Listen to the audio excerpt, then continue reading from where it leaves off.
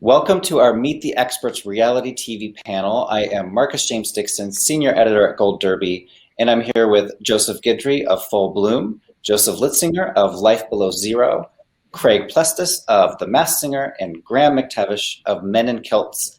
And gentlemen, in the spirit of reality television, I'm curious, did something ever go really, really wrong on set or out in the field when you were shooting? Something that maybe you kept it in the show, maybe you decided not to put it in the show for whatever reason? How about Joseph Litzinger goes first? I see him kind of smiling. Sure, yeah. I mean, something going wrong in Alaska is what our show is about. I think those are the moments that we look for. Is not necessarily something going wrong, but sort of the raw, authentic, crazy things that happen that our cameras happen to be there for. Mm-hmm. And Joseph Guidry. Besides the pandemic, yeah, that's kind of big. Yeah, that was the biggest thing for our show to go, for anything that happened to our show. I'm sure all of you guys' shows as well. But yeah, that was the biggest thing for Full Bloom. For Full Bloom, one of the biggest things that happened, it would be the pandemic. We shut down for 5 months. We came back. We came back after 5 months of a little break, a little hiatus. We were able to reevaluate and make our show a lot stronger. But aside from that, that was the biggest thing. And Craig? Oh my gosh. Any day that you put celebrities in costumes that they can't see out of clearly and put them on a stage and ask them to dance around or perform, it's always a disaster. They're bumping into objects. They're literally almost falling off stages. But our biggest oh my God moment that we had was that we didn't expect was in season 4 when we had Gremlin, which was Mickey Rourke, literally just say, I'm done. He sang one song and said, I'm taking off the outfit right now. And it was pandemonium because we wanted him to continue on in the series. It's Mickey Rourke, I mean, big movie star. And he just had enough. And he literally took off the mask at that moment, and we ran with it, and we showed that to America. Yeah, that was a fun moment. I remember watching that live going, wait, was this supposed to happen? No, I mean, this is why, reality is great because you can't predict it. Anything can happen for all of, within all of our shows. Mm. And Graham, what about you? Anything go wrong on Men in Kilts? Well, apart from generally allowing Sam to do the driving, which was an enormous mistake right from the get-go, breaking down constantly, being sort of attacked by marauding Highland sheep, which are particularly aggressive, actually. And the trawler that we actually did the filming of the fishing sequence on, it's terribly sad, actually. I mean, he's fine, fortunately, but the chap we did it with, his trawler sank. It actually it sank the next day in the harbor that we just left. Wow. And I know he was absolutely fine, and it's all good, and he's okay. But yeah, you realize that when you're doing a reality show like this, you're encountering people whose these aren't set up kind of experiences. They're living their lives, and you were just happy to be lucky enough to be there with them. And we are living in the age of COVID-19, which has caused havoc all over the world, and especially with Hollywood productions. And I'm wondering how did the pandemic affect each of your shows, production schedules, and what did you learn from this experience? And Joseph Guidry, you kind of mentioned COVID earlier, so I'd like to start with you on this one. You said were you already filming and then you had to send everyone home and then bring them back? Yeah, that's exactly right. We were 2 weeks into our show. 2 weeks in. We were 2 episodes in, and then COVID happened, and complete shutdown. So everyone goes home, and we were down for 5 months. And I think we were one of HBO Max's first shows to come back into production. And we eased into production. It was just a different world, just trying to figure out how to shoot the same show that we had pitched to the network, that we had shown the network, 5 months prior. How that was another challenge that I had, was try to figure out how to get those super tight close-ups, but stay 6 feet away. So how do my camera operators move in that space? how we're able to basically deliver the same show that we had previously shot, but from a distance. So that was a huge challenge. And that's when I sent in the robots. I sent in the robots to be able to help us out. We added a techno crane, and the techno would fly over the tables and zoom in and get all of our tight close-ups, so that the camera operators didn't have to be so close to the cast. So it was a little, challenging, but technology prevailed and helped us out. And Graham, did Men in Kilts film before the pandemic or during it? We filmed during it. We were very lucky, really, in that when we'd chosen to shoot, which was late August into early September, fell between the two lockdowns that the UK had experienced up till that point. So we were able to film in relatively okay circumstances. And when we had protocols on set, there was all the testing and the masks, et cetera, et cetera, et cetera. All the guests were tested before we met them. Anybody that we were encountering on camera was tested. So there was a lot of logistics that the production had to deal with that they never had to deal with before. And we were probably, a bit like Joseph, we were probably the first production in Scotland to film since the pandemic began. So we were a little bit of a guinea pig in that regard. But fortunately, everything went fine. That's good. Joseph Litzinger, up in Alaska, you think of people kind of already being socially distanced. So did the pandemic affect you guys as much as other shows? It did. You're right that when there's no one around you for 600 miles, you're pretty safe. That said, of course, we have to get crews to those locations. So, like Joe, basically we were shut down for about 5 months while BBC and Disney tried to figure out how to, get back to work safely and COVID protocols. The main thing it did for us is we would normally go up to Alaska. The crews would be up there for about 3 or 4 weeks in each location. But because of, at the time, the biggest danger was traveling, we would send a crew in and then they would stay for 3 months or 4 months at a time on location. Obviously, that was a big challenge, but the good thing about that is once you're there, after 2 weeks, you get tested multiple times, but then you sort of become a household because there's only 5 of you. And your closest neighbor is 600 miles away. So for the people who went up there, they could sort of ease restrictions after 2 weeks of quarantining and protocols. But then for those remaining 2.5 months, they were sort of more lax. But yeah, I think the biggest thing, probably like everyone, is about 5 or 6 months of just not knowing if the show was going to happen, not knowing anything, trying to figure out how to safely get back to work. And Craig, the Masked Singer popularized masks before they were cool. And what kind of changes did you guys make? I think, if I remember right, the pandemic happened when season 3 was already finished shooting, so it was 4 and 5 that were affected, right? Yeah, 4. We were one of the first shows to go into production in a studio to get ready for the fall for season 4. And listen, we were the first one. Luckily, we already had masks, so we were just one step ahead. And then also, the way our show is structured, no one can talk to any of our celebrities, so they're already isolated already on the set. But listen, it wasn't easy. The protocols, getting people there. We couldn't have an audience for those seasons. We needed to figure out a way not to have as many props on the stage. We used augmented reality and virtual reality set pieces within our show. Instead of actually shooting our clue packages, we used animation because we had less people footprint on the stage area. So we had to make a lot of compromises, but what it did was it pushed us all to be more creative for those seasons than we ever have been before, because we needed to find cool, exciting ways to tell these stories. And I think we did. It was a great season. And besides your own shows, what are some reality or unscripted or documentary shows that you're addicted to and that you just have to watch every week?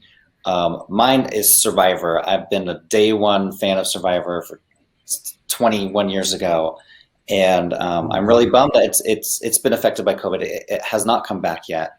But what about you guys? What shows are you just have to watch it every single week? How about Craig? I'll start with you this time. Oh God, I try to watch everything, and I just started watching actually this week the new Hometown Makeover, the series on HGTV where they bring in all the HGTV stars to make over one town. I think they do an incredible job, and it's nice how they're actually helping one gigantic community out instead of just one family or one home. So it's a fun watch. And Graham, how about you? Well, yeah. I mean, I'm a huge fan of documentaries about things like I was a real Tiger King fan. That was just when I watch things that defy belief, truly defy belief, I just get completely swept up in them. And I have to admit to being somewhat of a true crime fanatic as well. So I've watched all of them. The Staircase, just if you name it, I've watched it. I just get completely gripped. So yes, that's my guilty pleasure. Making a Murderer. Yeah. Oh, yeah. Incredible. Yeah. How about you, Joseph Guidry? Oh man, some of my, I gotta say, one of my guilty pleasures. It's not reality though. It would be American Dad and Family Guy. I love it. But when it comes to reality, I have to say that the Challenge, the MTV Challenge, and I haven't worked on the Challenge in the past 3 years or so. But that show is a show that just, it holds a special place in my heart because I started off as a camera operator on that show in 2003. And then I started directing and DPing. I DP'd and directed the show for, like 15 years. But that's, I haven't done the show in a while, but that's a show that I continue to watch. And I love the show. And Joseph Litzinger? Well, actually, Joe and I met on the Challenge. We maybe 10 years ago in the Dominican Republic. We're working on a season, Battle of the Sexes. I don't know what the season was called, but that's it. I guess Marcos, like you, I think for me, Survivor is my #1 reality show. In fact, so much so I know that they're just doing a new season. I heard, which I'm excited about. And then I guess my other sort of go-to show is Ask This Old House on PBS. Just to get some home building knowledge, lawn and garden care stuff. When I can't sleep at night, I'll turn on Hoarders and watch that. I'm embarrassed to admit it, but it's so addictive. And finally, I just kind of want to know, what was the moment when you guys all knew you wanted to be in the entertainment industry? What was the bug in your belly when you knew this is what I want to do for a living? I'll start with you, Graham. Well, that would have been my ambition was to be a writer. That's what I concentrated on when I was at school. I loved writing, and I used to perform comic sketches with my friend, and because we didn't trust anybody else to do them. And I was asked at the last minute to step in for somebody who'd become sick, and I performed in a play one night. I had 3 days to learn the lines, and I can't to this day tell you why I agreed to do it. And I did it, and that was it. That was it. That moment of doing that on stage, that totally. You talk about forks in the road in one's life, and that was a fork that I didn't even realize I was approaching.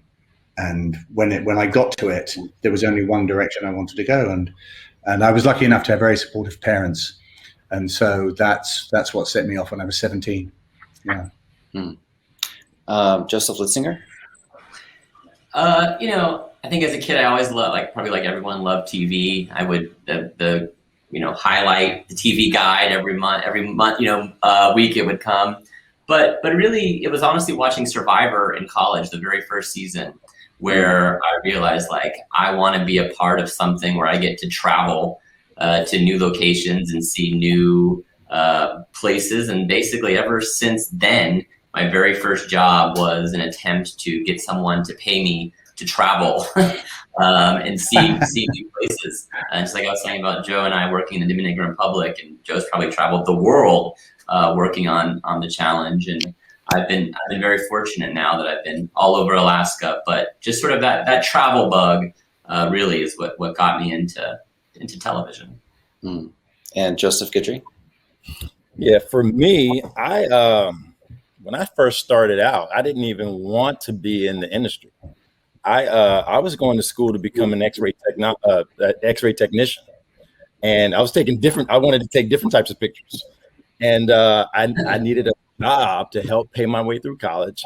I had a friend of mine that worked for a television show called Premier Story, which was like a news tabloid show, and she got me a job as a production assistant, as a PA.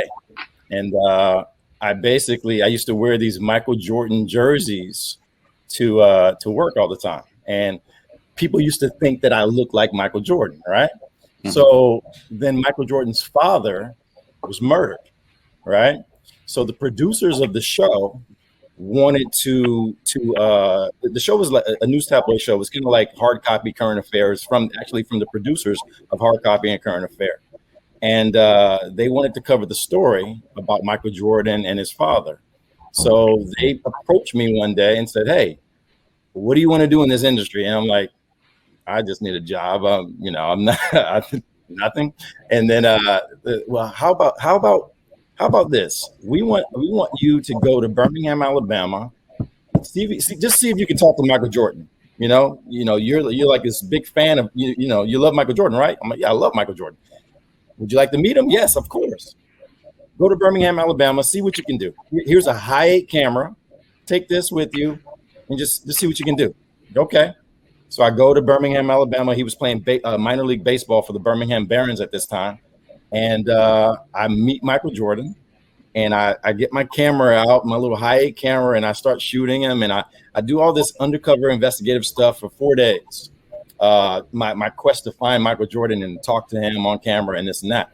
So I do all this stuff, and I come back with the footage 4 days later, and I present it to the producers. I'm like, I don't know, I didn't get anything, but here you go. They go through all this stuff, and they're like, this is gold. This is gold, man. Like, what do you mean you didn't get anything? This is gold. They put me on the show. It was like Labor Day weekend. Allison Holloway, who was the host of the show, Premier Story, sat down and interviewed me, and then we would do roll-ins. Let's check in with Joe. Let's see this and this and this. And I would do roll-ins. I would do my little introductions of this is me and Michael Jordan in the dugout and da-da-da. And from that point on, that's when I knew that I had the gift, I had the knack to shoot and to interview people. And that's when I chased my dream. I had a new dream, new goal. And that was my beginning. And that's from that point on, I've always had a camera in my hand. Amazing. And Craig, how about you close us out here? For myself, I always knew I was going to be working in TV. I had many jobs in advertising, in